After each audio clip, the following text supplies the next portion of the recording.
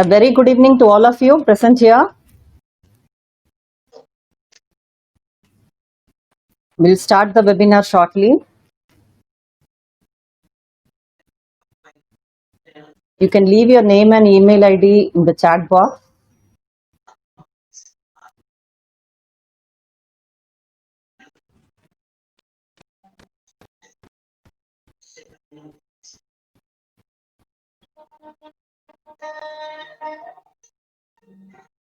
Okay, so someone please give me a feedback if my video and audio is clear so that I can proceed with this webinar.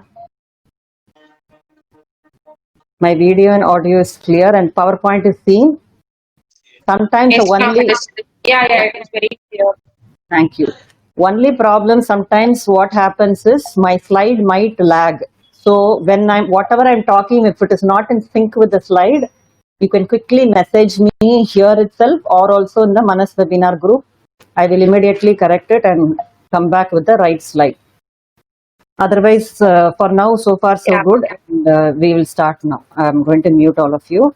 And so the first of all, a warm good evening to all and a very happy Teachers Day to all of you. And also I'm wishing myself for the same. And very happy to meet you all on this special occasion today.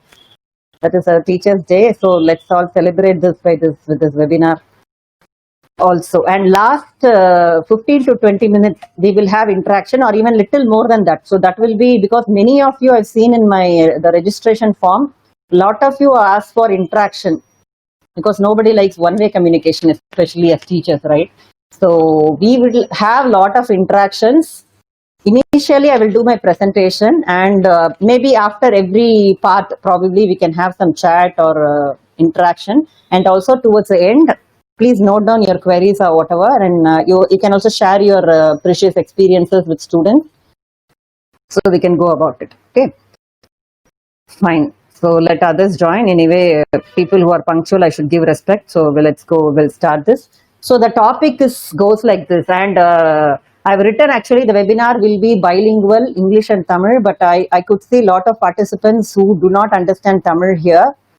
And so I will be mostly sticking to English, but I will make it very simple English for everyone to follow. And you can also put in the chat box for those people who don't understand a single word in Tamil.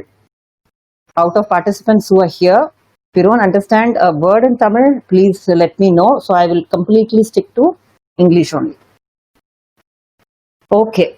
So teachers are sculptors of life. So like how we are, as a teacher, you're making a lot of changes in a student's life as a sculptor. So I thought that is the exact word for the teachers, and we'll see in your journey how you are actually achieving this goal as a sculptor, or we can also call as an architect also. Okay, so let's go to the topic. Before that, the basic ground rules for this webinar is kindly mute your audio during the presentation, and also please switch off your video also. It's okay because for good streaming to occur, we need not have the videos on. And as soon as you come, I also already instructed, you also given your name and email ID. And questions as usual, last 20 minutes. So I will be stopping my webinar in 1 hour, 10 minutes or so, and then we'll have question and answer session. And in case of any termination from my end, I will be back within a minute. So don't, you will be here only, you won't be chucked out, you will be remaining here. So you can just wait for me for a minute, I'll be back in such unfortunate cases. And about the feedback link, I will give you again later to you towards the end of the webinar. In the chat box, I will give you the feedback link. You can fill that so that we can get the e-certification.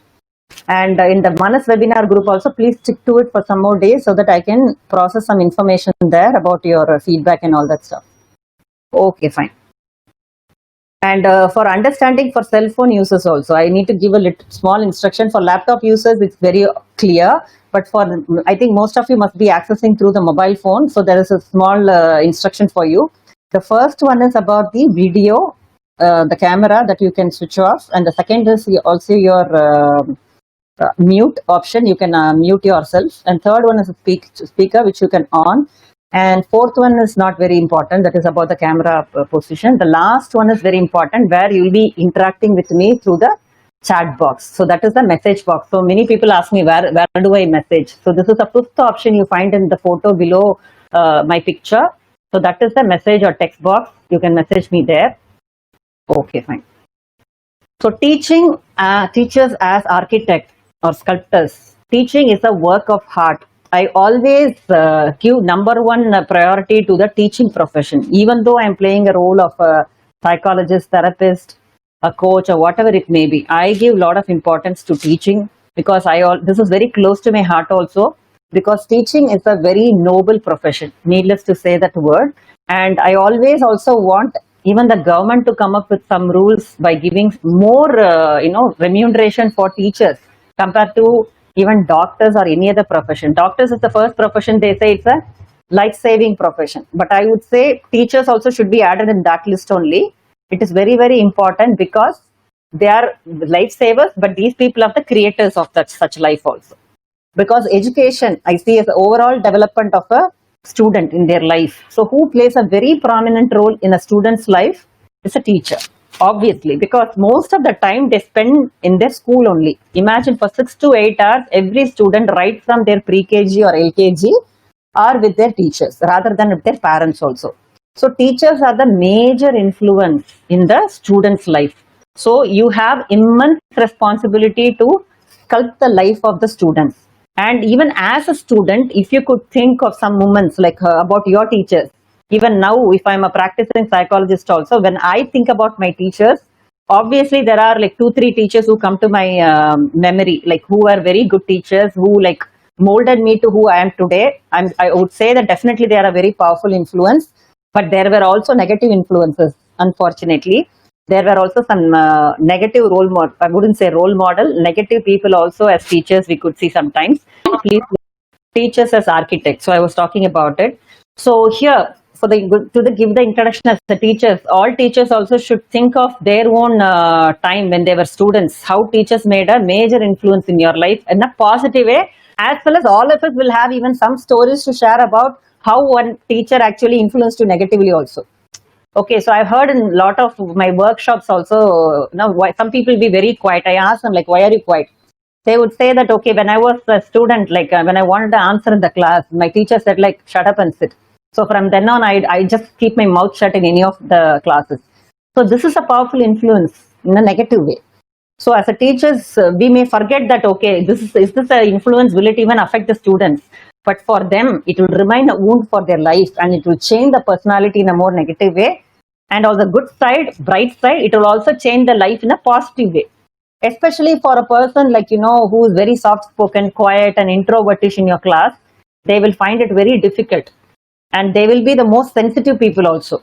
So they won't always come and tell you that, okay, man, like you made this kind of influence. They wouldn't say it openly to you, but they will have it in their heart always. And sometimes when they become an adult and see you in the road or something, people may not actually come and say good morning or good evening to you, not because they don't respect you, because they might feel like, okay, what will teacher think? They will always give that great, put teachers on the best pedestal possible. But unfortunately, this current generation students, we can't always expect this kind of thing from them. So there is a difference in their approach and attitude as well. So we will see more about Generation Z's attitude also. Okay, so I'm going to here talk about the major skills. Say for any profession to be successful and happy, if you want to enjoy the profession and want to be successful in any career, we need 3 things. One is your aptitude for the subject. For example, if you're a maths teacher or an English teacher or a science teacher, you need to be extremely good at the subject you teach. So that is the aptitude. That is very important. Next thing is your interest. How interested you are about your profession. That is also very, very important. Okay, interest level. And the third one, which is very, very important, that's the last ingredient for the success, is your attitude or a passion. So that is very important, especially for this profession called teaching. But unfortunately, I should also admit one particular statistics that there are many teachers who join for other reasons. Maybe it is like a government job, or if there is a money there involved. But then I wouldn't generally recommend teachers to take up this job as an optional one. Because teachers should take this as the number one priority. Because there are students, sometimes even they'll say, I'm aspiring to be a teacher. very passionate about it. Every profession, they should have the passion, but especially for teaching, the passion should be even more, because that will definitely have a direct impact on your consumers, that is the students. In other cases also, the impact may be very indirect, but then here the impact is very direct. So you need to ensure that it is very important. My slide is stuck. Is it? I'm in the same slide only, Mr. Sishir. I'm still in the teachers as architect. But if it is not a blank screen, then I'm fine. Can you see the passion screen here? Passion screen? Yes, ma'am. Then it's fine only. I did not get stuck. I was Yes, explaining ma'am. more about that actually. Okay, thank you. Okay, so the number one I would like to put for the coming slides, what I'm going to discuss is more on our teaching skills. So three things we are going to discuss: your knowledge, your skills, and your attitude. So I won't even give much importance to the knowledge as well as interest, but I always put number one thing is attitude or passion.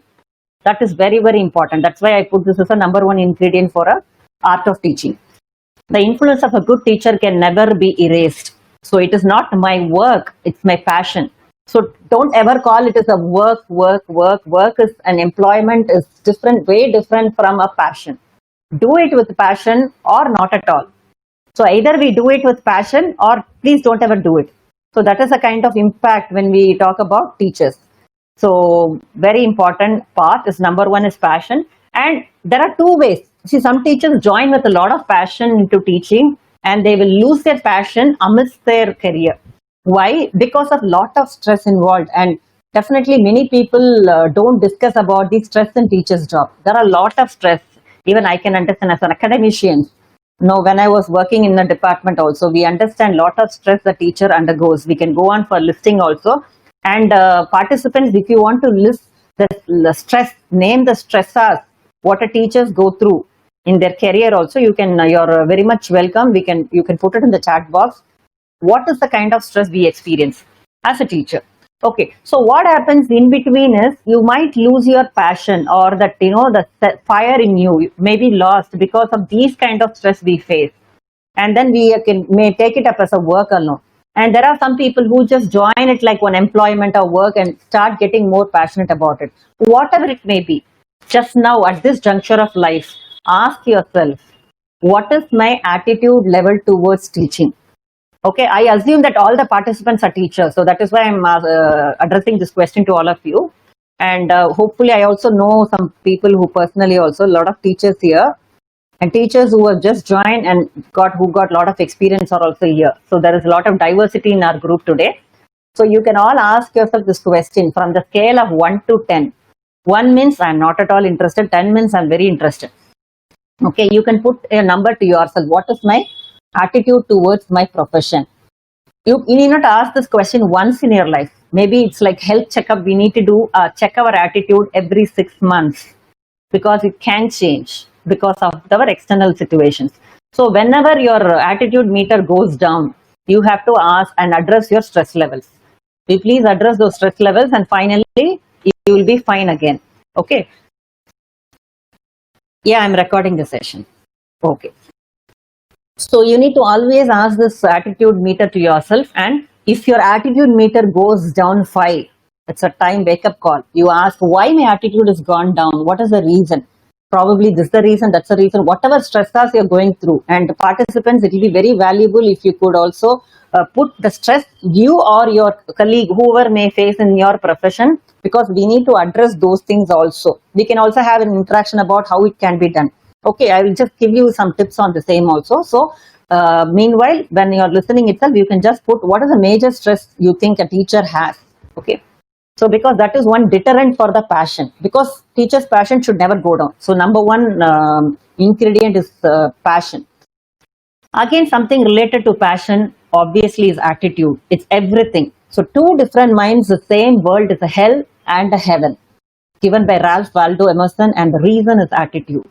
As two different people working in as a teacher, one may say, I'm like suffering like a hell, I hate the children, I don't like this, I have to just get out of it. I would have been way more lucky in an IT job, sitting in AC and not interact with these kids who are like eating my head. But at the same time, another teacher may say that, okay, I love this profession. I really, I'm like uplifting the student's life and I'm doing a great job. I feel good about myself. I'm upscaling on my skills. All these words can come from another teacher who is also addressing the same students. So, please understand that the school or college has not changed, the institution has not changed, the class they teach has not changed, nothing has changed. But what has changed? It's your attitude. So, attitude depends on your personality also. So, you need to ask yourself, do I have that personality to take up the teaching? What kind of personality also will have interaction? Which kind of personality is the right personality for being a teacher? That also will have interaction. Okay. But then I'm not getting in the chat box about the stress the teachers go through. Okay. Maybe if you want me to start, I can say number one stress would be classroom disciplining. Okay, classroom disciplining, because I see many teachers addressing this point. Like most of the time, even before I teach my class, I need to discipline the students. That itself eats a lot of my time. And yeah, the institution pushing for the results, Mr. Seshir, yeah. So likewise, you may really want to do a good teaching, but then you are like pressurized, boxed by this kind of rules and regulations given by the medium or by the CBSE or with the ICSE, whatever. So language barrier, like, thank you. So please give this kind of inputs. Later I will note it down. Later we'll have a discussion about the personality, because personality is also with so much to do with your attitude. Some people will have the right personality who's fit with the profession, so they will not find it as greatly stressful. Imagine your profession as a teacher, how you started in the beginning.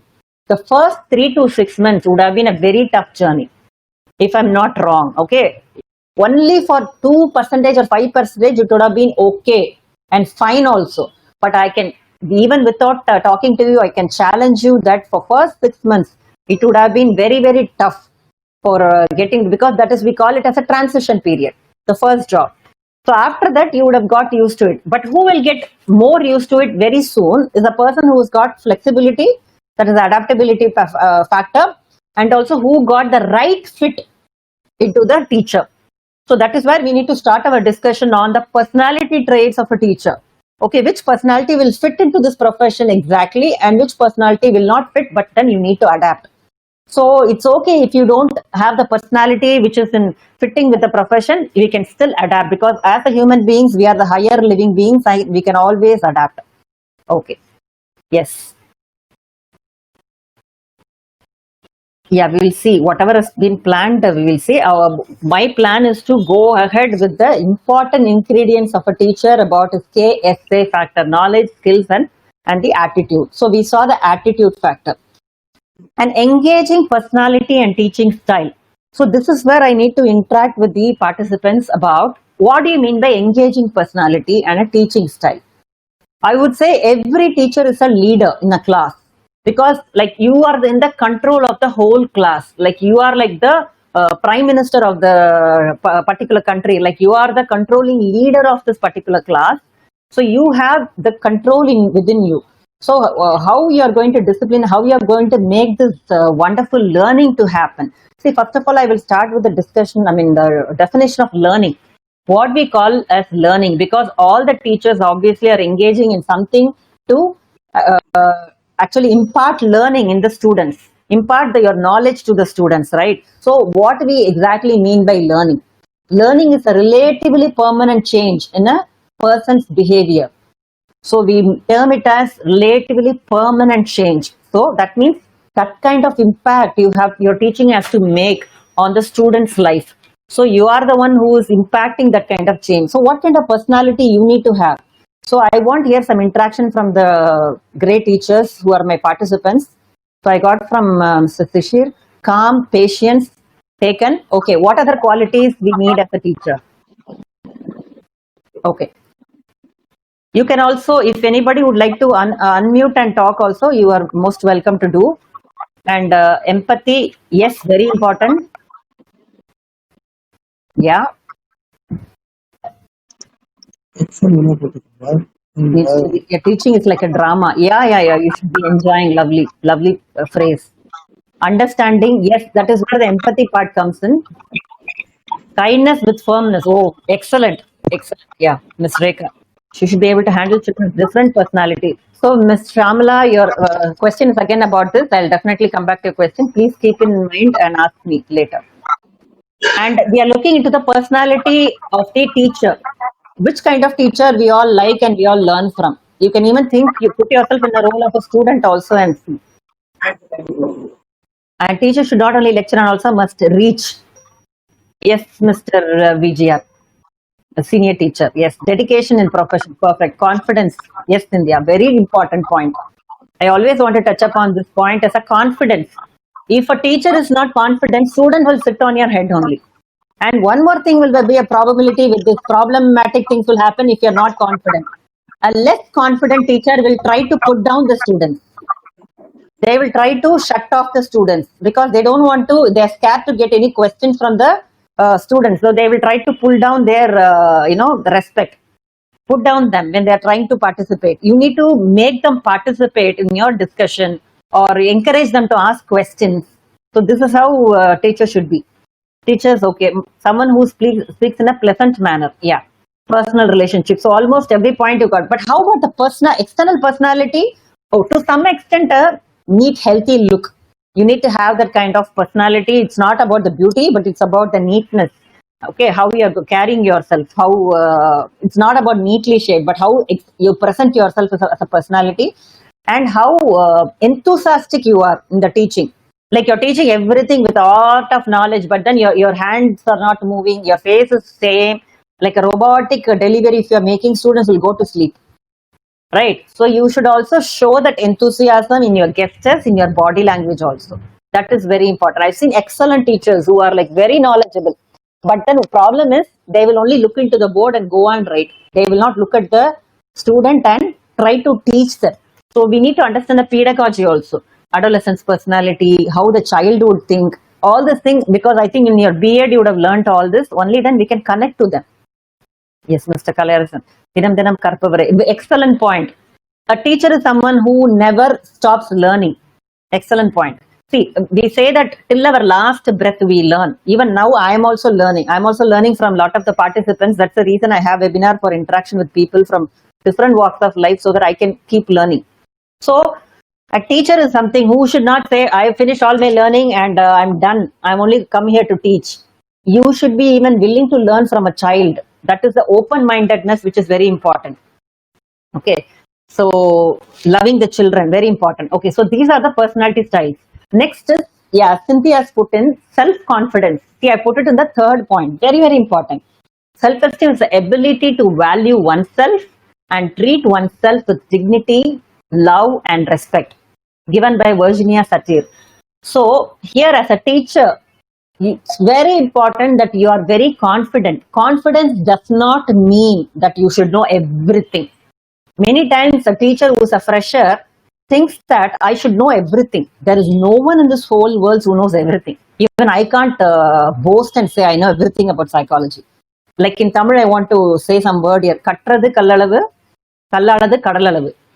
Okay, so we say like onnume illa, we don't know anything only. That kind of attitude only a teacher should have. I'm willing to learn, and I have learning is like an ocean. I don't know much. I just maybe a drop of water only I know. That is the kind of attitude teacher should have, and modesty, humility should be there. Okay. Yeah, so mentor, as a mentor also, nowadays we are not talking about teaching also, we are talking it as mentoring, learning, coaching, all these are the new words. Okay. And in HR department also, people are now more calling it as human resource. They call it as the L&D department, learning and development. Even for people who have finished their college also, learning still continues after their college work. Okay, adult learning is different. So here, as a self-confidence, you may ask me, what would happen if the person is not confident? A lot of problems may occur, as I told, in two ways. If you think that you know everything, probably a narcissistic attitude or a person like who is having so much of superiority complex, the person will try to shut other students off. They will not listen from another person. So that is not healthy. At the same time, if a person feels inferior about oneself, that I'm not good enough, I'm not a very good teacher like my colleague, like my friend. If you think that way, then you're going to put down yourself in front of students and become like a scapegoat for them. And as a teacher, what kind of nickname students keep for us, right? So we should not become that kind of, wrong role model for a student. So we also should be firm and show that we are confident, so that these students do not mock us. And one more thing is, okay, fine. Sometimes when student asks some question and you do not know the answer, it is very much fine. You can always say, I'll get back with the right answer tomorrow, because nowadays our students are like one step further. They have their gadgets in their hand. Once you tell a concept, they'll immediately Google and say, ma'am, you're wrong. Okay, so that is also maybe happening with some teachers. And what happens is, that case, you need not feel bad at all, or tell them you shut up and sit. You can manage them in a more better way, saying that it's okay, fine. I can answer your question tomorrow. We can always come back. You need not get offended by these kind of remarks. Okay. So next point. In between, I would like to share some quotes also by Albert Einstein. It's a supreme art of the teacher to awaken joy in creative expression and knowledge. It's very, very important. Nowadays, what happens is, you have a lot of syllabus to be taught, and you are going in a tight time frame, and you have no time to interact. You have to just finish the portion and get off.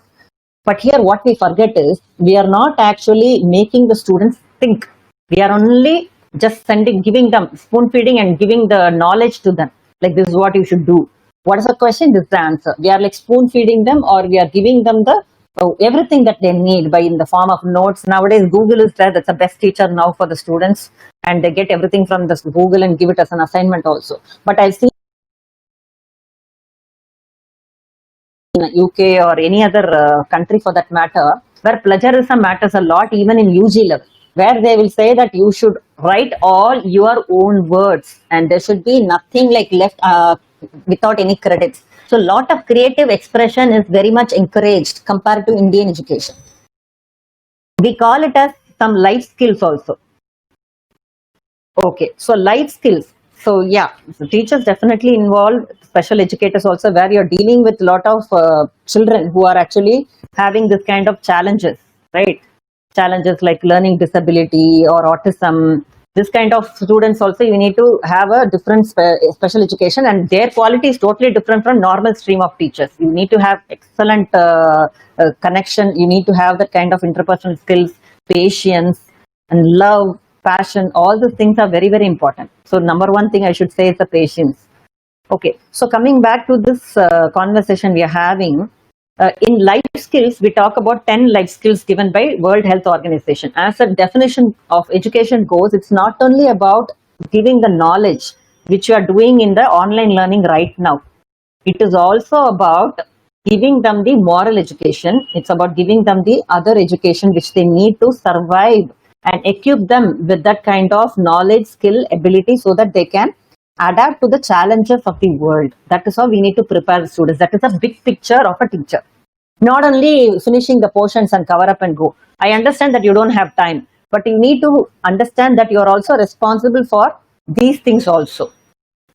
Okay. So ethics, yes, Mr. V. Sridharan. Ethics is very important. Google can only create literacy, true. Ethics can only be done. No robots can substitute a teacher, and no more online learning can substitute a live teaching. I'll never accept that substitution part happening. True, true, true. So here, what I'm trying to say is critical thinking skill. We call it as 21st century skills. And whenever these students complete their school and college and go to a corporate sector, the corporate sector is very disappointed and dejected. Even I was in a panel also, very disappointed to see an MBA graduate finding it very difficult to write a letter, normal letter. So this is very, very pathetic. And that is why people ask, what does that education do to us? What is the quality of education we are giving to our kids now? So many times they are only knowing the subject knowledge and nothing else. I'm not talking about GK and all. Okay, nowadays if you talk about GK, people say it's boring. It's not about GK. It's about the life skills or the soft skills, how you communicate, how you are having interpersonal skills, critical thinking. During your class itself, we can try to inculcate these things. For example, moral values, ethics, these things apart from your class times, whenever you have time, you can feed along with this. That will go a long way. And one important point is about the critical thinking skill, where you have to make them think, use their brain, not just give the information. The information is there, read and vomit. No, make them think and give the answer. That is very important. Instill that curiosity in them. Creative expression. All the students are capable, very capable. We need to just bring out their quest for knowledge. Nowadays, children and all the adults like college students are also sleeping literally during our online teaching classes. Why? And also during the real lecture also students are sleeping. Whose fault is this? Is it the education fault, or is the teacher's fault, or is the student's fault? But then the same students will not be sleeping in another lectures class. So we should make sure that we instill that kind of curiosity in the children and understand and have a positive attitude towards teaching. Not only teaching, towards yourself. We saw these 2 points. Third important thing is have positive attitude towards the students also. You should understand that every student is capable of learning. No student is like inferior, and all of them have the quest for learning, but it is lost in their journey of education, probably because of poor school education or whatever it may be, poor base, whatever fundamentals they had. So you as a teacher, even though you are a single person, you can do it by instilling that kind of creative expression and curiosity in them, so that they can definitely say, okay, I really want to study this. That kind of curiosity has to be brought by giving them big picture and say how your learning is going to relate to the real practice. When I used to go to physics class, chemistry class and all, I had no idea where this is applied only. Some people ask, why read algebra? Many people ask this question, who found out this algebra and why we have to study this algebra? But I say this is a teacher has failed to tell us in what way it is going to be helpful for me in future. Not for getting money or marks, but somewhere we call it as the application area, which we conveniently forget. In a movie, in a Tamil movie, Nanban, and English, Hindi movie, I think, I forgot the name, 3 Idiots, yeah. There, the protagonist talks about, there is a scene where he will use his knowledge into his, into a practical situation. So that shows not only the student knowledge, but also teachers should be able to relate the subject they teach to the actually where it is actually implemented, where you can use it. That kind of connection, if you could give, the students will be automatically motivated to study. The students think that this is only for marks, why should I even study? That is why they lose their interest. So we need to create that interest that way. Okay. And whenever we go to the class, teachers, we should make sure that we have a lesson plan or the clear objectives of what I'm going to teach today. Some teachers go to the class only decide what we can do. That kind of preparation we should already have, so that will give the good rapport with the students also, and we can get clarity. So that clear objectives should be there. We need to know the aim of the today's class. Like for today webinar, it's for 1.5 hours. So what am I going to teach? This clarity we have because it's an online class. But in an everyday class, do we have that? We should really ask yourself. The best teachers are those who show you where to look, but don't tell you what to see. Excellent quote. See, they can only show you. Those days, students go to Gurukul and all for learning. Gurukulam lam poi kattukitaanga. Why they all went to Gurukulam? Why they can't study at home? The king's kids also, they can have the all luxury of staying in the palace itself and study. But why they make a point to go to Gurukulam, or why we send our kids also to schools? You should think a minute. School is not only for learning, but also for various other skills to learn. Social skills, interpersonal skills, your emotional development, you share, how to share, moral values, everything we learn by seeing things or observing. So as a best teacher are those who show you where to look. Enga paakano appdin kaatuvanga, but don't tell you what to see. Enna paakanungra solla maatanga, enga paakanum da solluvaanga. Just see there, but will not tell what to see. So that is done by the students. Only then there will be some curiosity. If you yourself tell everything, then definitely we won't have that kind of affiliation with the subject, right? So that is very important. Okay. And next point, very important point had come, and some of the participants were asking me how to deal with the students with different personality styles. Okay, I'll tell you one small thing here. See, every class when you go and you enter, you can see a normal distribution curve. That is the inverted U-shaped curve. Okay, that is the usual phenomena which happens everywhere statistically. Okay, so Earth-Dodson law we call it in psychology. That is about stress and performance, but this happens in, it can fit in every other category also. Especially when you go to your class, like even in this participants also, we can see this phenomena happening. 5% will be very, very top students. They are willing to learn and they are very intelligent, okay, sharp, all those things. And 5% will be opposite to it. like very notorious, and one way notorious, and one way their IQ may be less. Okay, or all this kind of characteristics in decline things will be here with these 5%. In between 90%, they will be moderate, average students, not belonging to either this category nor this category. You can relate to your class, because in every class we can see lot of diversity in the way languages, language, I mean learning style. Some students learn by hearing, some students hear by seeing. We call it as an auditory learning, visual learning. Learning styles students vary. Intelligence also students vary.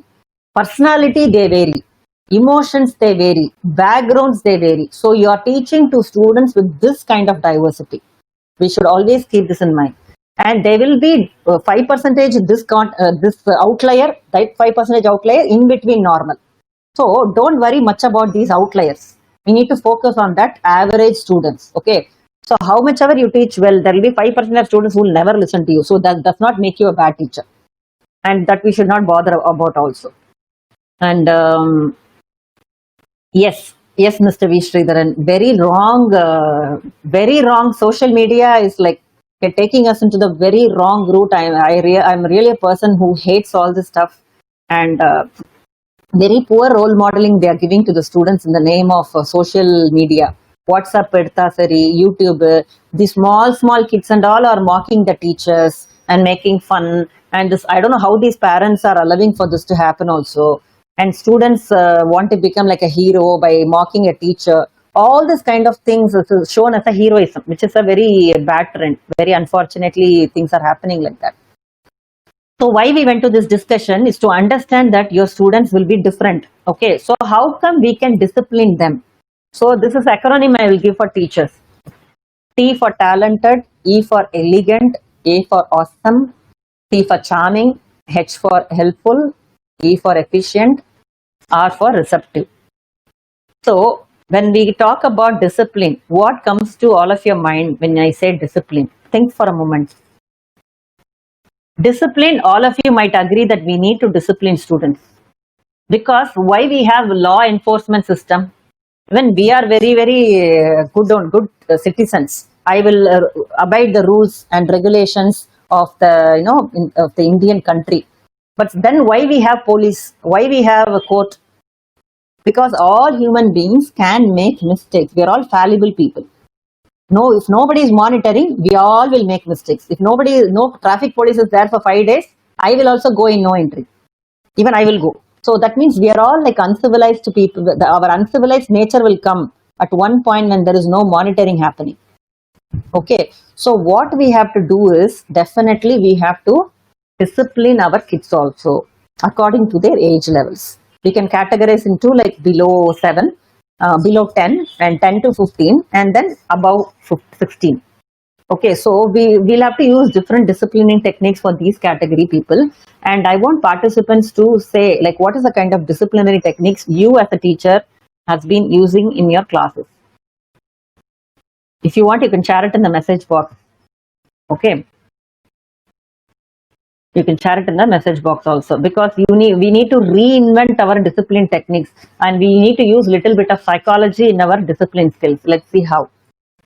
I'm going to share with you some effective techniques from psychology about how to manage a student's behavior. Okay, so you can listen to this point cleanly, because many teachers are finding, very excellent teachers may find it difficult to manage a student's behavior.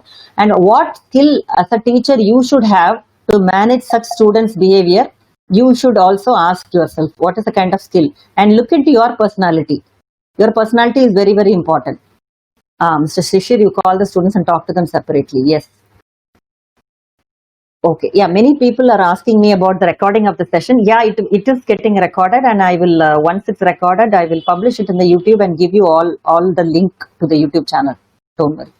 Okay. Now, coming back to our discipline techniques, olden days and all, the teachers used to take the stick and discipline. And nowadays, there is a lot of debate about that.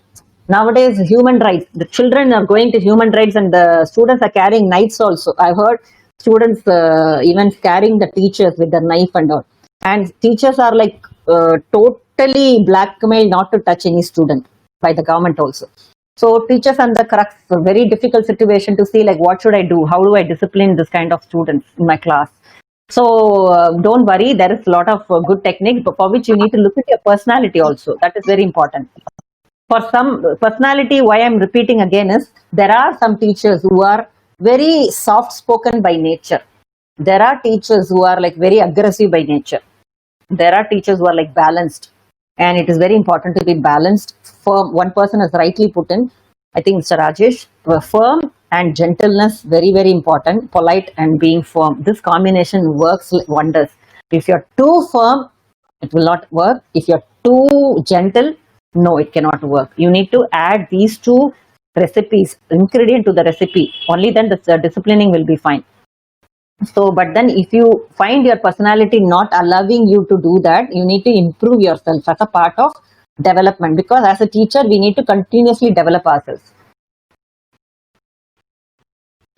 Yes, Mr. Vijay, you're very right. Role reversal, by asking them to come and present something to the public by diverting their attention. Yes, you're right. Okay, so like this we can do, and there are some steps for it. We'll see what are the steps, and please note a point. If you have any doubt, last 30-20 minutes we'll discuss. Managing students' behavior. See, you have to first step establish rules, like the law enforcement, police department, Indian legal laws and the madri. You should have rules and regulations for you in every class. You should have the class and stick to them. It not only framing the rules, sticking to it is very important, because you know helmet rule has come. How many of the, I mean, how many police officers stuck to it? 2-3 days only they were monitoring us. 4th day, no monitoring, nobody wore the helmet. Similarly, if you are going to have the rules, if the student is misbehaving in the class, I am going to punish him so and so way. Not punish, consequences in the so and so way. But if you are not going to enforce that, the student will very conveniently and very easily manipulate you. He will not stick to the rule only. So the essence here is be consistent with the rule once you frame them. Oh, no slide is it? Okay, I will share it again. This is a very important slide, so I will share it again. I don't want you to miss this, because this talks about classroom management. So am I in managing students' behavior, all of you? Managing students' behavior should be the slide you should be watching now. Yes. Okay, thank you. Okay, we'll proceed. Consequences should be fair and consistently applied. See, the consequences means what I'm talking about is, for example, even the same thing you can apply to your own student, or, I mean, own children also as a parent. For every home and for every classroom, there should be certain rules and regulations laid very, very clearly. And also some junior classes and all, you can make it very clearly in paper and stick it in the classroom. I think some of the teachers might do it, I guess. But certain rules will be just for the rule's sake, nam's sake. Don't do that. If you have a rule, you make sure you follow it. There are certain misbehaviors, I'm going to name them. For example, over talkativeness in class, and then troubling other children, and being rude, talking, opposing the teachers. Okay. Yeah, so Mr. Vishridhan, you're right. Yeah, they should exceptional patience. Correct. Okay, so these kind of rules is the number one thing. As a teacher, apart from school policy, you can have your own rules in accordance with the school policy. Make sure it is in coherence with your school policy also. I hope you understood the point, school or college. And then you have to tell the ground rules to the students. நீ என்ன வேணா பண்ணிக்கோ, in my class these rules apply. Okay. And once a student has started to go against any one of the rules laid down, for every rule there should be consequences. For example, if a student is expected to submit the assignment on this date and he is going to submit it a week later, என்ன அவனுக்கு consequence? 2 marks cut, or 1 or whatever it may be. I don't know. According to you, you are the boss. You have to make your own rules with consequences. So you should make sure that you give him the consequences after inquiring him what has happened. But don't always accept the excuses if it is going to come always. Once in a while, yes, you can. Okay. Consequences should be fair. That means one student should get the consequence, but the other student is not getting, nobody will follow.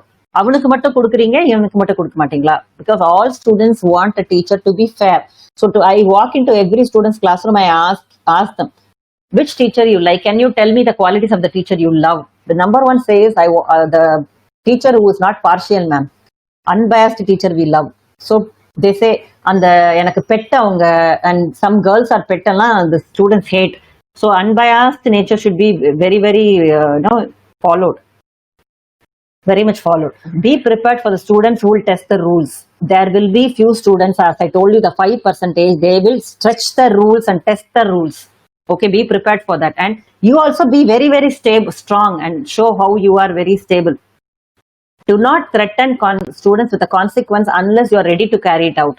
This is very important. When we keep on saying, I will kill you, or I'm going to, you can't write the test today. You can't write the final exam. இந்த மாதிரிலாம் சொன்னா, do you think you will be really able to follow that? If you really cannot, don't give such statements. Because the students will understand, the teacher இப்படிதான் ஏதாவது சொல்லுவாரு, he will not follow it. That should not be the way. You should do what you say and do what you say. Okay? So say what you do and do what you say. That is how they will know that you are very very clear and firm. Do not be judgmental. Look at each situation from all angles before you designate a consequence. Okay, maybe one student is putting his head down in the class, and you think that guy, I can see from his face itself that he's a notorious guy and he's sleeping, so he must be wrong. Don't get judgmental just because they are look like that. Some students may wear stud, or they may have a ponytail, or they may have some shabby hairstyle. Don't be judgmental or jump into conclusion. We don't know what is the background they are from, what is the kind of problem they're facing in their life, what kind of upbringing they had, what kind of problems in the morning they faced with their parents. Please try to understand the background of the students, the teachers, because many teachers make this mistake thinking that students are always bad, they are enjoying their life, and we are the ones suffering and all. Nothing of that sort. Students may come from a broken family, single parenting, alcoholic parents, marital dissatisfaction or marital discord. So they may be very rude in class, they may misbehave in class, but when you really patiently approach them, they are the very soft people, very good people at heart, but they are like that because of the background they are from. So please be understanding of their nature, and you have to approach them and with a non-judgmental way. Then only you can correct them. Never ever put off the discipline. Handle any behavior problem when it occurs. Immediately when the problem occurs, immediately the consequences has to be met. Similarly, when a student is doing a good job, immediately praise him. Make sure students understand the rules and consequences. This is very important. You, in your own world, we can't make our rules. We should ensure, and also with the feedback, two-way communication, understand whether the students also understood, make sure that students also understood all the rules. Recently, I was talking to a foreign student, like she was told that one particular subject is very, very important for her progression to the next year. But actually, she was not aware of it, but this she was told. But this rule she was not aware of, and she flunked in the subject and she couldn't go to the second year now. So imagine the pathetic situation. So teachers have to ensure whether the students know the rules properly, and they should know how to behave in any given situation, and show genuine interest in all the students. We should not be partially inclined to our own culture, our own religion, be biased, language. Okay, fine, you can like them, but make sure you are actually very, very balanced and genuine. When giving praise to students, use his or her name with the praise. I think this all of the teachers must be knowing, but I thought I should make a point here. That's very nice to say that here also I'm using that simple technique. Whenever a feedback is coming, I will use the name. That will definitely give them a high feeling. Okay, the teacher is actually accepting and understanding of my point. So make sure you always use their name in class to praise them. And like one more teacher, Mr. Sishir, has made a point, whenever there is some discipline problem, don't reprimand them in front of everyone and mock, so that other children will mock them. Take them to your office room, tell them meet me later, and then talk to them. That will also ensure that they are respected, because students also should be respected. They are also human beings. Okay, and next, good classroom management skills. So now only I was talking about it. So this is a summary of it. First is rules and procedures, and next is you should make sure that they know the rules and procedure, and you have to recognize the adherence, that they are adhering to the rules, and organization for learning. The classroom should be organized such a way it will promote learning, And effective relationship with students. It should be very protective environment for the student also. You should make sure that another one student is not bullying another student also. He should be severely the warning or whatever consequence has to be given. So every student enjoys the safety and feels protected in class, and only then the learning can happen. When the children are emotional, learning cannot happen.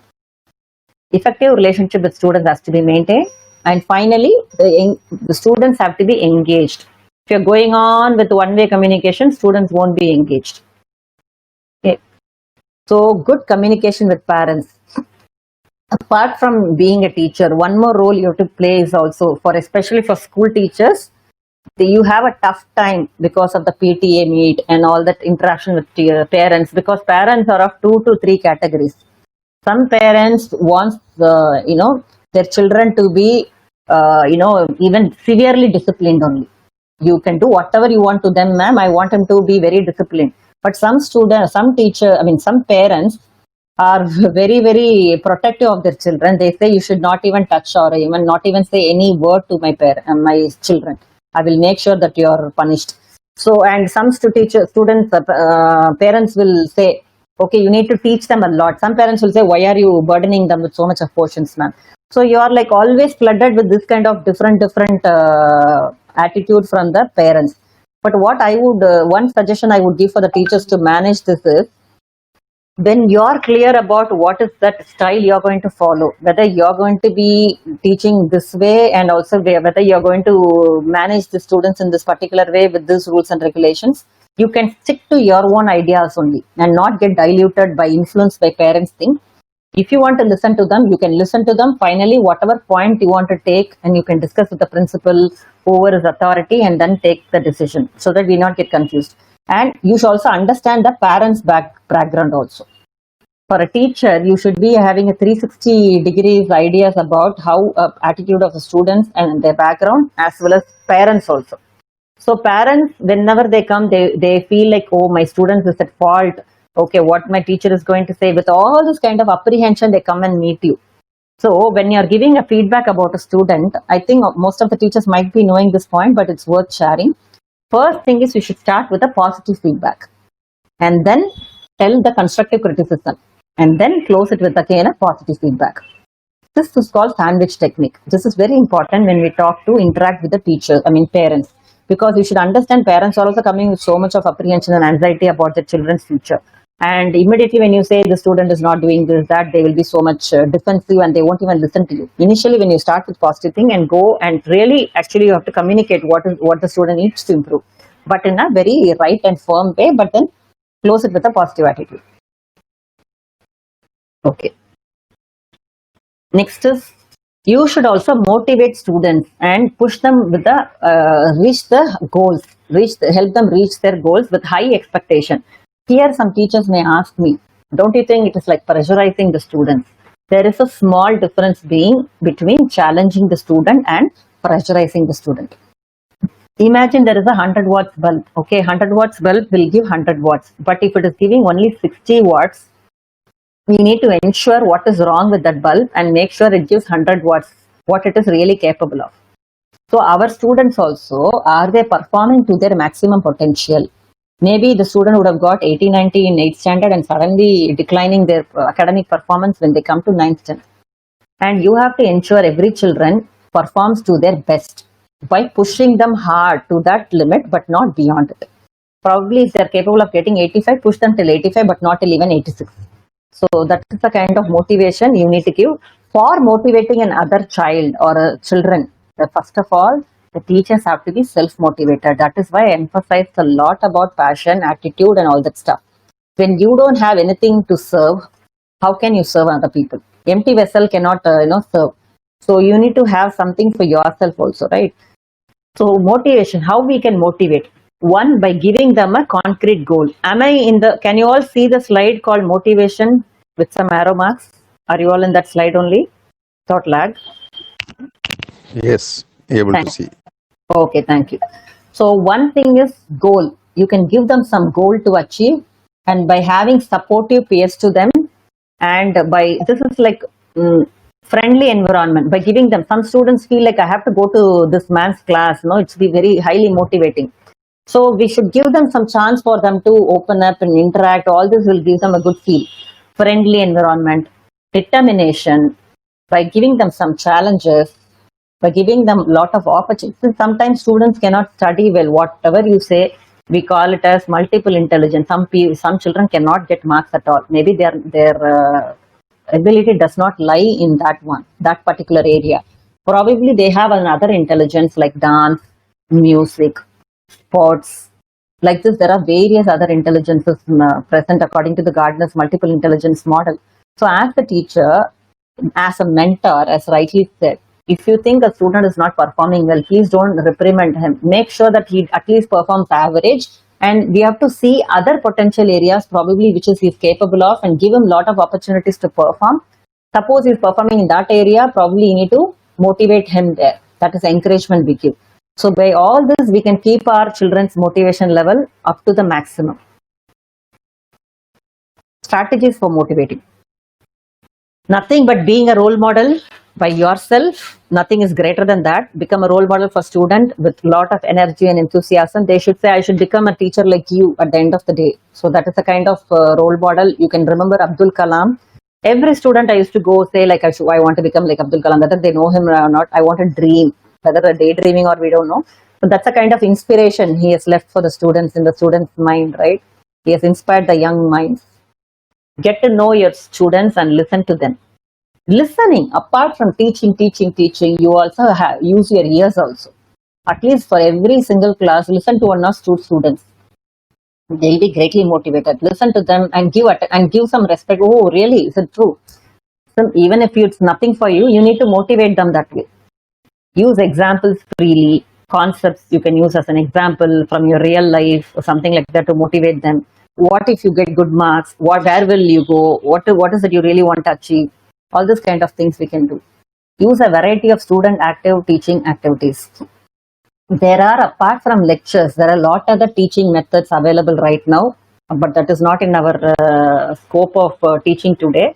There are a lot other methods like a role play or a case study or a storytelling or a group discussion. All these things you can use to make the students experientially learn from the class rather than just through lecturing. That is a very old method, outdated method. By learning by doing is the best method. Even if a person listens to you, no learning is happening. When writing also no learning. While doing only people learn. So we should make them do. That's why we give assignments and all that stuff. But we don't understand the essence of it only.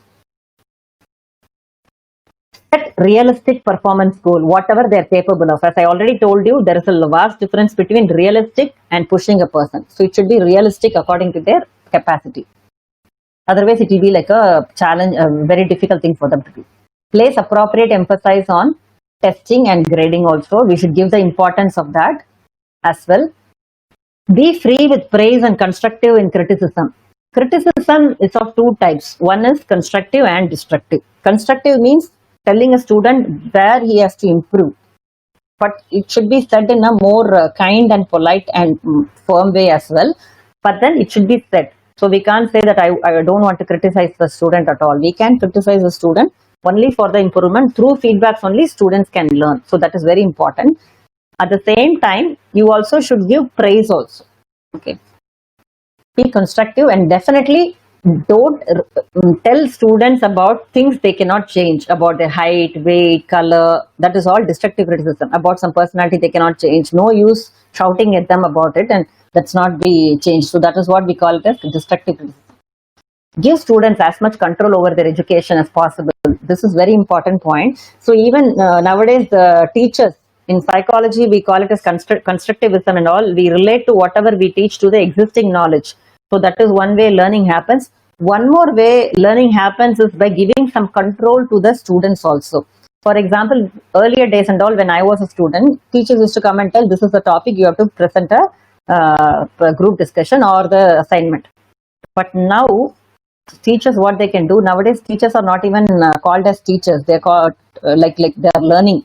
They are the one who is going to impart the learning thing. Okay. So students are no more called students. They are learners now. Learner centric. It has become from teacher centric, right?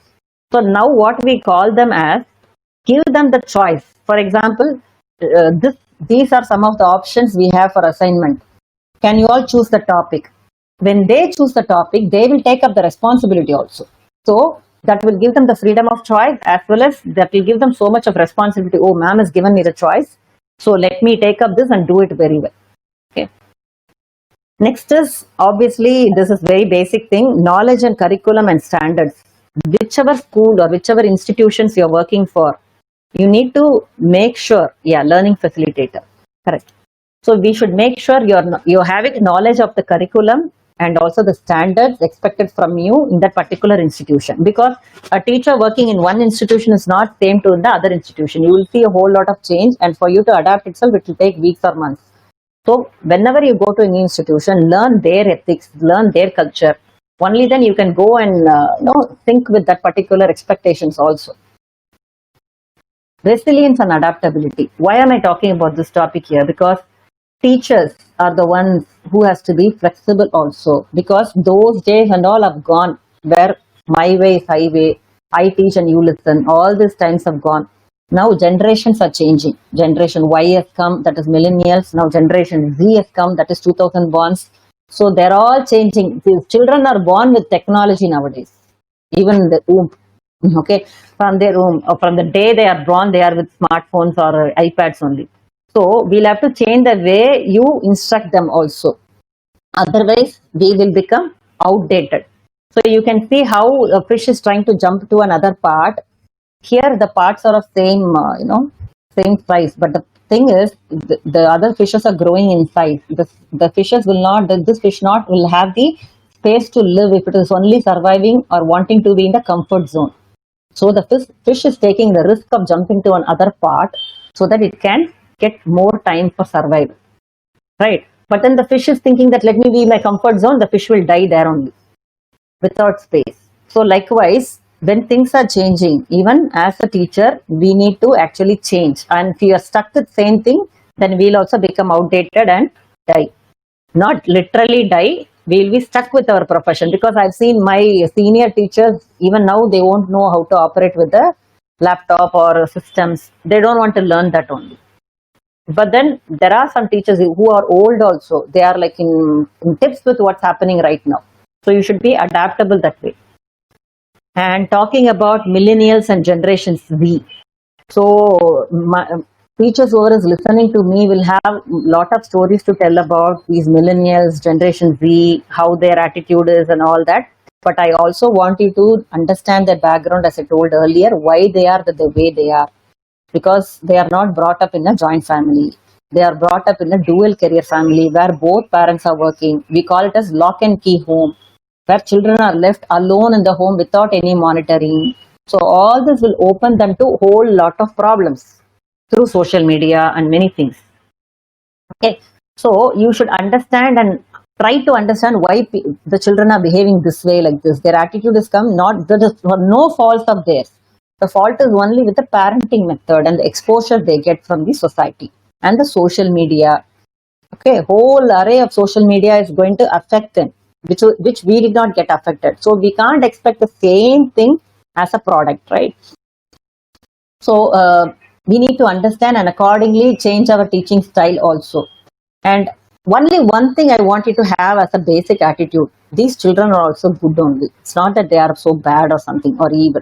They also know. Probably, like, we can't expect that kind of respect, or for the teachers. Those things maybe our expectation can be little lessened.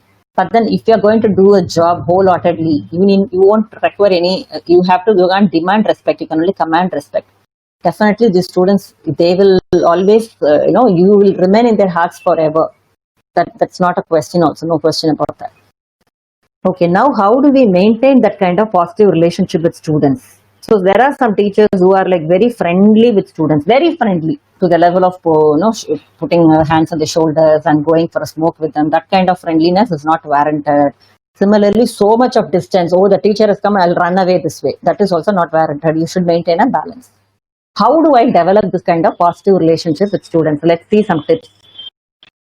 There are the teachers who provide structure are the ones who will develop the kind of good relationship with the classroom also.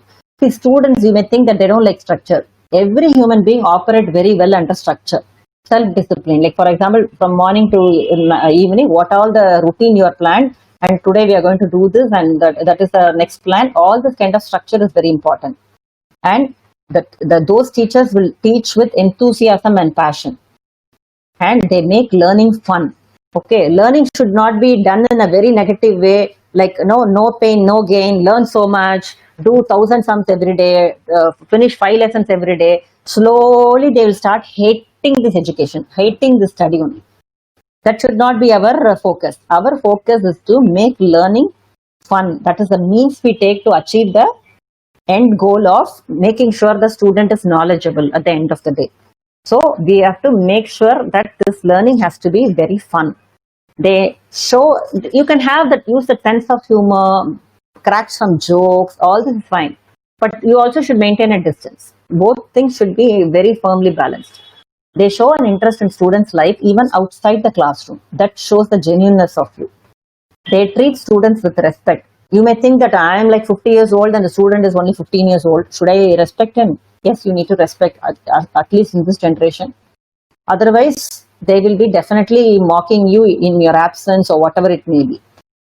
So not only for that reason, but every human being, every life deserves some respect. So we need to do that. They create a secure and safe environment for students, which I already explained, and have empathy. Empathy is the one I am specifying from the beginning, because as a teacher, you should also try to understand why the student is behaving so badly. What could be his background? Trying to put yourself in his shoes and feel how he feels, and see his life from his perspective. See the life from his perspective. Then you will understand. So that empathy for the students, for the parents, is very, very important.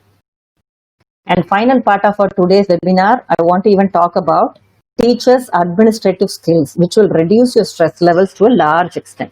Because teachers are like multitasking, correcting papers, taking classes, organizing, reading a lot of stuff. And you, as a woman, needless to say, you have to take care of your home.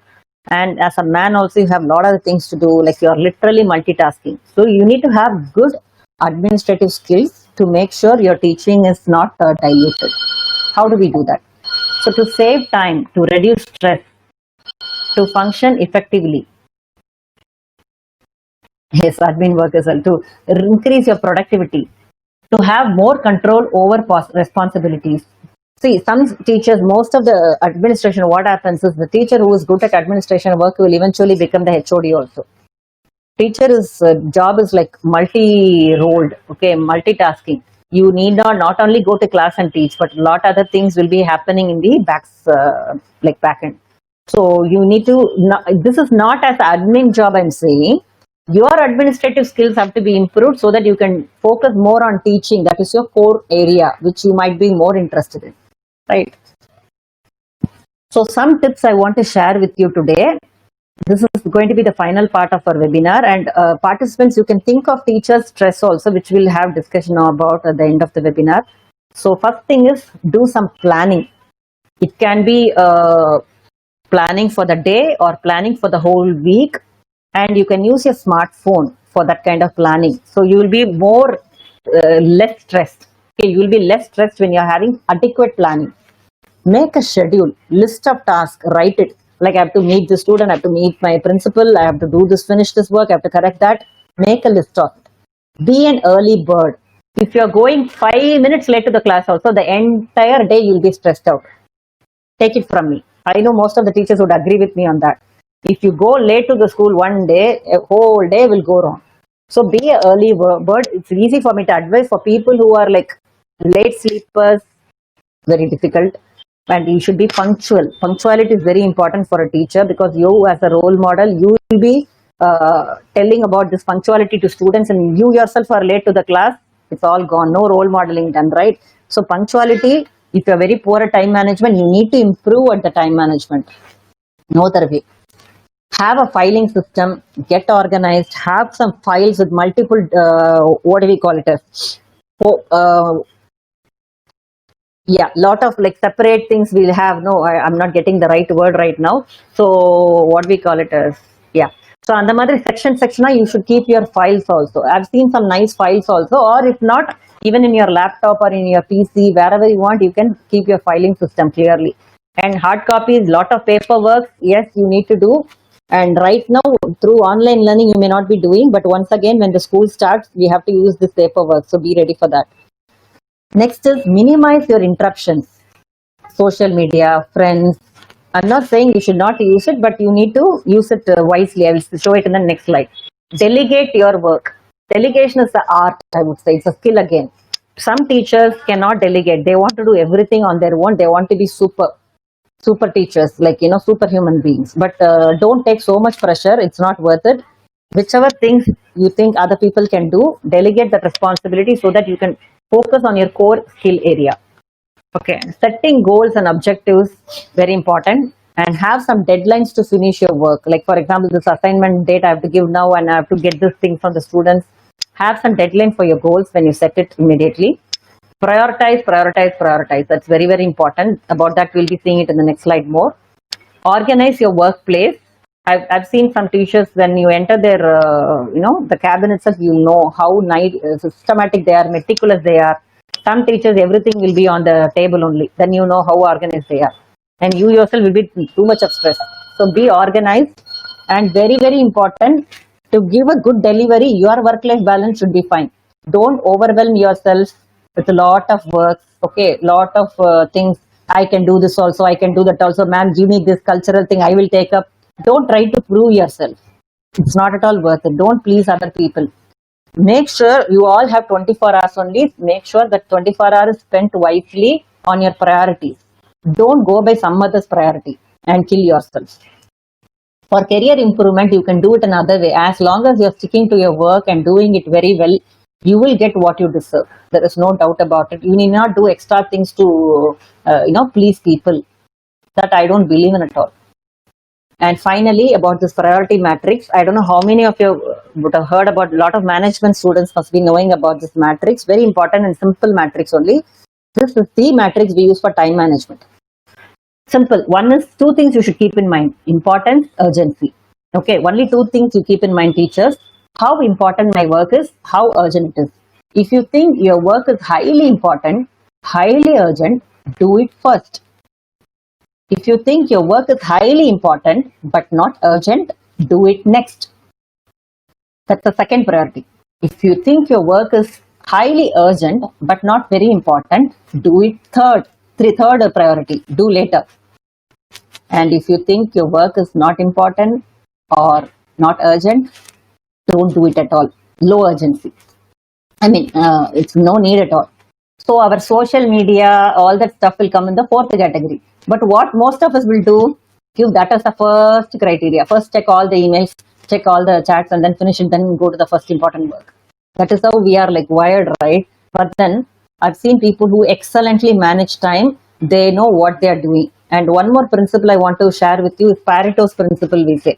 Pareto principle says that 20% of the job we do will finish 80% of our work. Productivity will come, and 80% of the job we do, 20% only results will come, it seems. That is the so this is very important. Many people don't know the secret formula. So that means that 20% should be in the red category of highly urgent, highly important. But our human tendency is to postpone it. I will do all easy work first, then go to the difficult work. But please, from today onwards, do whatever you think is the most difficult and finish it off. You will be relieved like anything. Your heart will melt. Okay, then you know other things and all you can do just like that, fatafat. Okay, so you need to make sure you focus more on high importance and high urgent, and break your habit of postponing or procrastination and focusing on less important tasks. And that is a very wrong habit. Pareto principle. You can, I'll type it. You can Google more on this principle. This is a major principle for time management. We also use it for various other management lessons. Pareto principle. Okay. And finally, before closing, I would like to share a positive affirmation, which I always share in my class, because it's very important to spread positivity. For every teacher also who is attending to me, listening to me, it's very important to take care of your mental health and make sure you're stress-free.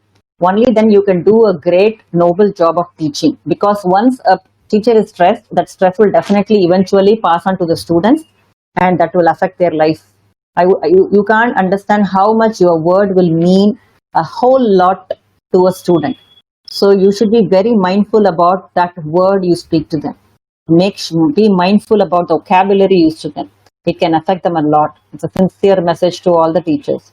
And if you're stressed, you don't know, you're not in control, you might show your stress to them. So yes, so make sure you're not telling that, so that how to keep you in positive. I hope you're in the positive affirmation slide only. So you can see some set of statements. I'm going to share 3 statements to you. I feel healthy, happy, and terrific. All these words will never come to your mind when you're down or stressed. Only negative thinking will come. So train your brain or mind to tell these words by heart every day 50 to 100 times, any one statement. And then slowly your mind itself will start giving these kind of positive statements to you when you're down, especially. Okay, because we are also human beings. Even the teachers are also human beings. You also need the care and concern, right? So every cell in my body vibrates with energy and health. When I believe in myself, so do others. So any of the statement, you can take it up, and then you can make sure that you are practicing it every day 50 to 100 times. Then you will feel good and great about you. So please inculcate this habit of positive thinking in yourself. Teacher is a calling too. And I've always thought that teachers in their way are holy angels leading their flocks out of the darkness. And one important thing is, as every human being, all of us do have our purpose and meaning of life. Anybody who's depressed in a clinical experience, I ask them, what is your purpose and meaning? They can't answer. Because if an individual is clear about one's purpose and meaning in life, they will never go for depression or not even think of suicide. They will know what they're doing. So I can tell you, teaching itself, every profession itself adds purpose and meaning to whoever they are. Okay. So as a teacher, as a psychologist, I would say that is adding lot of purpose and meaning to my life. So whenever I feel low, I don't feel like quitting this life. Okay, I'm being of help to someone. At least some 5 students in my class out of 50 will take away this message and improve their life. With that sincere idea only, I'm teaching every time. That is only giving me some happiness. But if you only teach for money, inner motivation or intrinsic motivation or passion goes beyond money, respect, and everything. It is about what is that I'm giving back to this community and society, whether am I enjoying what I'm doing when I'm doing it itself. If you don't enjoy, it is not a profession or a passion. It is a work. It becomes a work, or it becomes a stress. I can call it that way. So teachers, please make sure that you're enjoying what you're doing, and if something is stopping you from enjoying, ask it and correct it. And also, please be proud about your profession, that it's the best profession in this whole world. And I'm not really talking high, and definitely I mean everything. So it's a calling. Definitely we are all angels leading their flocks out of the darkness. So this is the greatest meaning God or whoever has added to us. So with this meaning and purpose, if we continue our journey, I'm sure you will touch lives of lakhs of people. And make sure that every student you come across in your life, every student, they should say that I've been under this particular teacher and that has changed my life. Okay.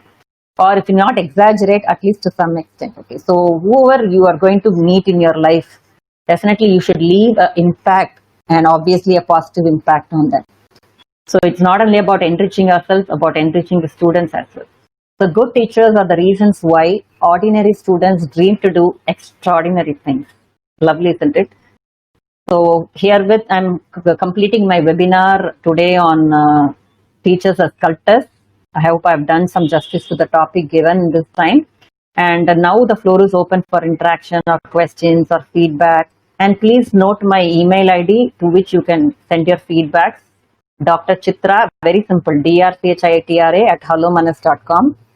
And my website address is again Hello Manas. And you can please visit my YouTube channel. I will give you the link in the Manas webinar group for many such in-short information about psychology and how it can be beneficially used in our life.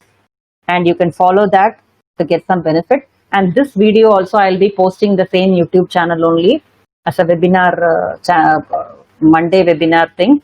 So you can follow that for this link. So I really thank you so much. I'm going to stop sharing now. I will come back for this question answer. And thank you so much for patiently listening to me. At least some 50 people were very consistently listening to me, I guess, because all of you have come out of your interest. I'm sure the learning would have happened. And thank you so much for your attendance and respecting me and being here today evening. And have a very wonderful day and a very nice weekend. And love teaching, and definitely you'll do great things. So please, anybody who wants to ask question to me or a feedback, you can unmute yourself and ask questions. And all of you, please leave your email ID and name so that I can get this information and prepare e-certificates for us. Hello, Dr. Chitra. Yeah, hi. Can you please introduce your name and ask? Yeah, I'm Shamla. Yeah. Yeah, please. I was the one who sent you the question about children because they have different personalities. Oh, okay.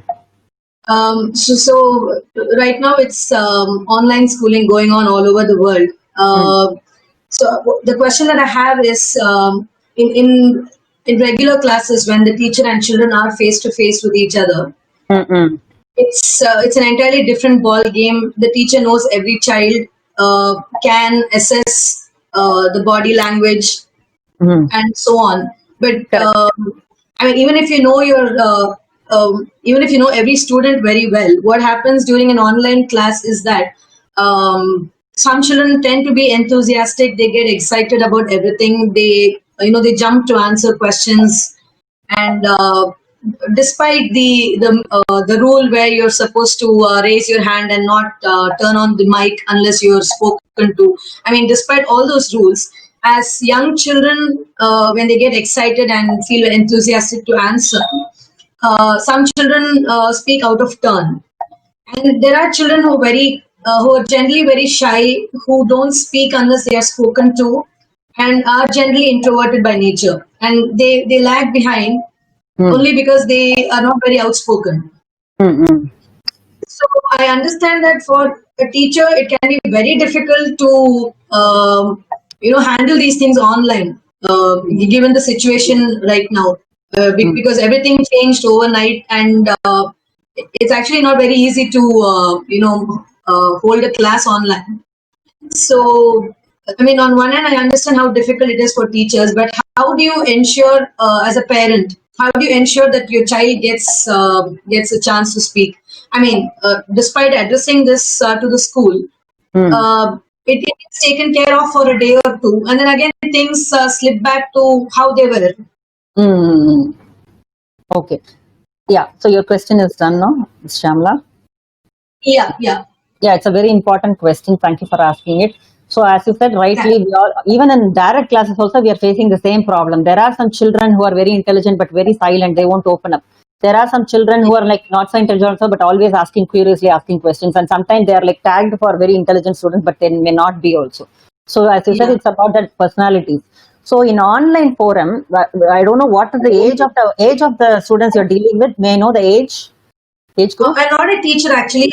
I'm here for this workshop because I studied counseling psychology, and I generally have an interest in the subject. And my question is more from a parent's perspective. Okay. So as a parent, how do you ensure that these students are also getting benefited, right? These kind of students who are like. I mean, this is not only about online schooling. Even in regular school, what happens is if your child is generally if your child generally tends to be quiet. I mean, is not very talkative as some children are.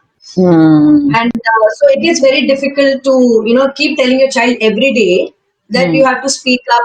If you want something, you should ask. And even for the child, these instructions become very tiring when they keep hearing this every day. Even if what a parent says to the child is justified, from a child's perspective, it becomes very tiring to listen to the same instruction every day. True. I mean, because there's nothing wrong with being introverted or nothing wrong with being a quiet person. But sometimes what happens is that you may not always get your turn to speak, because there are other children who are always jumping to talk. Even if you want to speak and you take your time to speak, by the time the whole affair is over. So here, Ms. Shyamala, the teachers have to make this role because the teachers know that every time you take the class, there will be 2 or 3 students who are dominating the whole session. Okay, so as a teacher, not as you as a teacher, generally the teachers have to take this responsibility for making sure that every student speak up in their class, even the most silent student. See, because as a teacher, you're going to deal with the student for the throughout the year. It's not that I'm having one online session, I don't know. If I'm seeing this bunch of participants for my whole year, I know, I'm ensure I know everything about each of you, each one of you. Even if I have a direct class, by now I would have understood your personality and what kind of person you are. So as a teacher, the teacher's responsibility to know, and also to get a feedback whether they really understood what she's teaching. So mostly the responsibility lies in the teacher's hand rather than in the parents also. As you said, the parents are going to instruct them every day. It's not going to be useful at all. The more you advise, the more the students don't want to do it only. So advising and telling all should be done for 3 times, 4 times, that's it. More than that, advising is the children are going to become highly insensitive and irritated only. So they will become even more silent only. So they should be rather motivated to learn a lot of things. But if their personality does not permit them, let's not trouble them by making them ask in class, which can never happen for introverts. So probably through another method, by written feedbacks. That kind of methods innovatively has to be brought by the teacher, where she ensures that every children has understood. See, here also you're talking and few people will talk, not everyone will talk. We don't know whether they've understood. So probably I should ensure as a feedback link or anonymous thing where I can make sure that they've understood. Even in online also there are discussion forums where they can anonymously post questions and ask.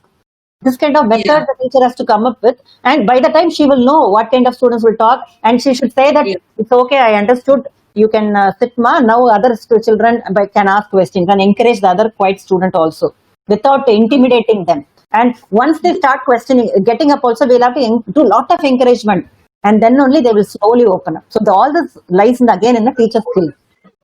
Yeah. Okay. Yeah. Okay. Thank you. Thank you. Yeah. Welcome, Shamla. So other people, any feedbacks I and have questions? 2 questions, if that's okay. Yeah, sure. Go ahead. We have time. So I teach in college, and these are 2 issues I'm facing. The first one is, how do we deal with rude students? Like, these are adult students, and even though you're nice to them and you're treating them with respect and you're listening to them, I find I have a student like that who is trying to be very rude and dominating and complaining about other lecturers and trying to, dominate the class. So, and she's very bold, and she's a good student. She's very intelligent. How to deal with a case like this? Okay, I'll answer first question. Okay. So here we need to look into our own personality also. So as I told you earlier, when it comes to classroom disciplining, you should make sure that you're an assertive teacher. You should not be aggressive as well as passive. You should be a very assertive teacher. Some students who are good at studies may show some attitudes also, like I know everything. So that kind of rude attitude they might show, but that's none of a problem. As long as my class is concerned, you behave properly with me.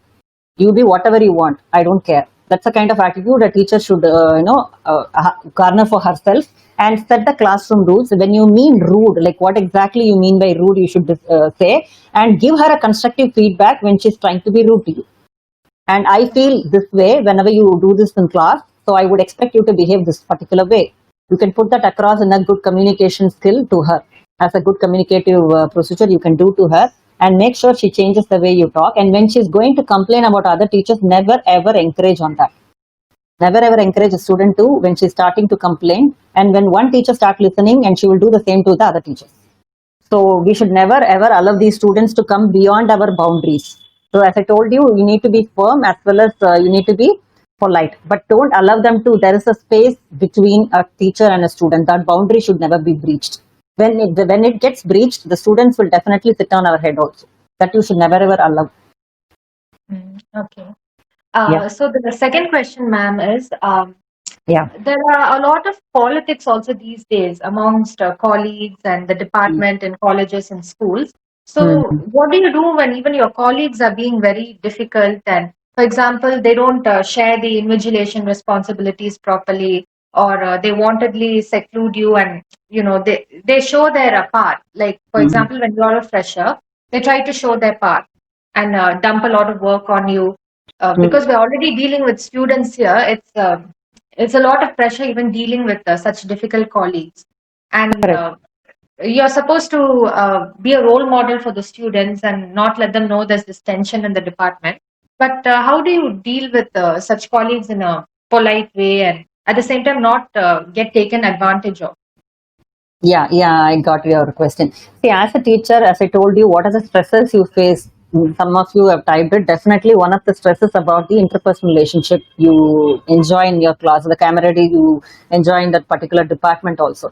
So many times, because of that, also our quality of education goes down because of these stresses and pressures we face. So I would say that as a teacher, we need to upskill in certain areas. That's what we call it as soft skills. So the two skills exactly based on your question, a teacher may require is first one is assertive skill, and that cannot be immediately developed. It is a slow process. If a person already has this, well and good, or we have to develop it. Okay, by attending some webinars or by seeing some resource materials, slowly we have. This is only a change in behavior. And next thing is when we're talking about these teachers and politics, we need to develop an interpersonal skills. Even you like people or not, how do we behave with them? Okay, so and how to keep these kind of people away. So all these things, interpersonal skills matters and assertive. So you also told a word rightly. I don't want to be taken advantage of. Only if you're passive, people will take advantage. Otherwise, they can't. But if you're not passive and trying to be aggressive, people will push you. So that is why I told you that the balance between aggressive and passive is assertiveness. That's a wonderful skill. Many people are not aware of that. When a person has that skill, nobody can mess with them. They can, with that skill, they can have a lot of emotional balance, lot of self-confidence, and they make sure that they fine without staying away from all this politics. And one more small thing I can tell you, you also should know your objective in the particular department. My objective is to go take classes and not get into these. What they think of me does not matter anymore. I discharge my duties and responsibilities to the fullest of my abilities and be good to myself. So when your attitude is so clear, these people also will not miss. But they can read any wrong attitude there or trying to crouch their space. People will get very competitive when they see some talented people. Also, they get so insecure. So you should make sure that you don't touch their insecure buttons. Also, you should be modest, and sometimes you need to manage a low profile. Especially when you start your work, all these things will happen. It will settle after sometimes. Don't worry about that. Thank you for the questions. Ma'am, I have a question for you. Yeah. Right now we are having online sessions, but the children does not have that socializing, that human touch. Many parents are asking questions that you are taking lessons, ma'am, but we are very afraid that the child will not be socializing when she comes to school, he or she comes to school, and they need thing to change that. Do you have any tips for that? Yeah. So, quick question actually. That's what I told. The real meaning of education is not actually catered through online learning. We are not doing justice to the overall development. Only one is happening, knowledge sharing. But certain platforms, may I know your name who asked the question? Anusha, ma'am. Okay. So, Anusha, one question you should, what is, I just got disturbed. Yeah, one thing you should always have in mind is there are some platforms, online platforms also, which allow for group discussion to happen even in online forums, if not face to face. Okay. Now we are also interacting, but it's not face to face. But still, there is some human interaction possible. So I would also tell the parents that make sure your child gets connected to another child of the same class or with some other relative at least once in a week. Have some on face-to-face Skype sessions or Zoom sessions in your in front of you, monitored by you, not alone, because these kids cannot be left alone. So what happens is that human touch, we are all social animals. We need, as you said very rightly, we need that social connections and support and that emotional feel you should have. So for that, weekly twice allow the students to do that apart from online classes. And as a part of online class also, there is a forum by which these students can also interact with each other in a class. So I think Zoom allows for that. Okay, there are some online platforms which allows that to happen. Okay, for online, the interactions among the students also to happen. So you can encourage those kind of things. But I don't know whether your school will allow all that stuff. But as a teacher, if possible, make use of Actually, we are handling KG department, ma'am. So the children are very young, and some of the children are becoming aggressive since they can't see their friends, they can't be with their friends. and the parents are like, learning is happening, but we are very much concerned about their behavior. Yes. This is a problem. It's a real problem, and this is a consequence of our pandemic. And we don't have any answer for that. As you didn't tell me the age. Now that you have told the age, no interactions and all can happen for these KG students and all. Chance illa. So because of this pandemic, we can't allow them to face-to-face interact also. So this is a real problem. One of the major issue we are facing because of this COVID-19 is this. So I'm expecting a lot of psychological problems to crop up in these young minds because their development itself is stunted now. At this age, they are supposed to interact and expose to the environment and learn a lot of things by interactions, by exploring.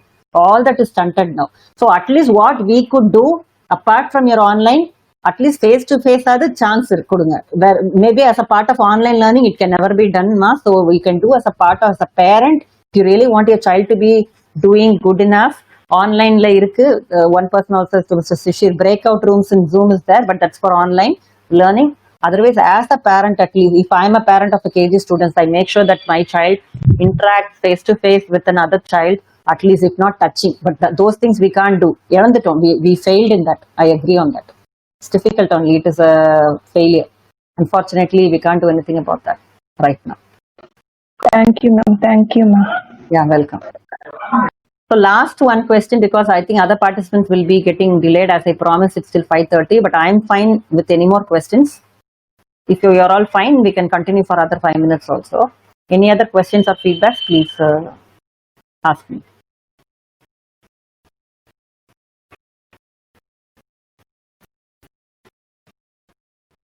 Yeah, there is a breakout room in Zoom for online classes. That's what you should equip your knowledge in online classroom. So you will know there are a lot of possibilities for learning is happening nowadays. Hello. Yeah, hi. Yeah. I'm Sriran, though I'm not a teacher. Hello. Yeah, tell me, sir, please. Yeah. I'm curious on one of the teachers who aired out her problem. Some junior teachers are being dumped with some work, etc. Yeah. That happens even in our professional environment. It's not only in teaching. In our team itself, we have come across such things quite often. People who joined just then trainee engineers and all, people will tell that the so-called and self-claimed senior people dump a lot of testing jobs over their heads and threaten them that you should not reveal it to the team coordinator, team leader, or to the system architect. And many of my colleagues who are all at the very high levels in my cadre itself, they will tell that we also cross such things only. You have to be patient enough. You have to do all these things. They really discourages the new entrants to do work. This problem can be solved only with the passionate attention of the group leaders. It cannot be solved at the level of those who suffer. Correct. Really, it never happens that in spite of your tolerance in interpersonal skills, it can never happen because these so-called and self-claimed seniors will be rude on your head. It practically happens many times. Unless the group leaders or the head of the departments in colleges and other things, they should take the pain of collecting the experiences of junior teachers every week or so and try to empathetic with those people, get all their viewpoints and then try to sort it out. Otherwise, this problem can never be solved practically. Correct. So that is what it's a two-way approach. So generally, we say a leader should be a proper leader so that the juniors also don't suffer. So that is a leadership class. But I also believe that even at a junior level, because the same leader, they know how to treat one person and treat other person is a different way. The difference is how assertive and how passive you are. If you're passive, definitely they'll dump everything on you only. And this guy, little shrewd means they will say, okay, let's not give this work to her. I know she'll talk back. So that thing we should know. But it's very difficult for every junior to come up and talk for them. The moment you find that the output or the performance of a junior professional falls below your expectation, you should take special care of it and try to probe what exactly is the reason. Many a time it may be the reason of this kind of ragging by the so-called seniors. Correct. A good leader can solve that problem. But how can we count on the leaders is the question. Only the leader can do something constructive on this. Per se, and pragmatically, the sufferer cannot do much in this. Head of the department has to come. But Yeah, again, head of the team should come in. but will she come or not is again not in our control. So Yeah, the definitely. Definitely. the stress will be there for some more time. Yeah, yeah. Okay. Okay. So thank you, sir. So I saw a lot of your good inputs. Yeah. Okay. So any other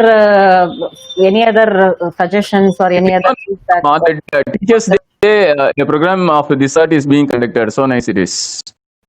Thank you, sir. Okay, I think one by one people are leaving. So is there any one thing we left or we'll close the... Okay, so I'm going to unmute all the participants and so much of sound. Okay, so thank you once again. And if you have any more further queries, you can always email to drchitra@hallomanus.com. I will leave my email ID here, and also I've left my YouTube channel address as well, the feedback link. So please go and give the feedback so that I can work on your certificates also. drchitra@hallomanus.com and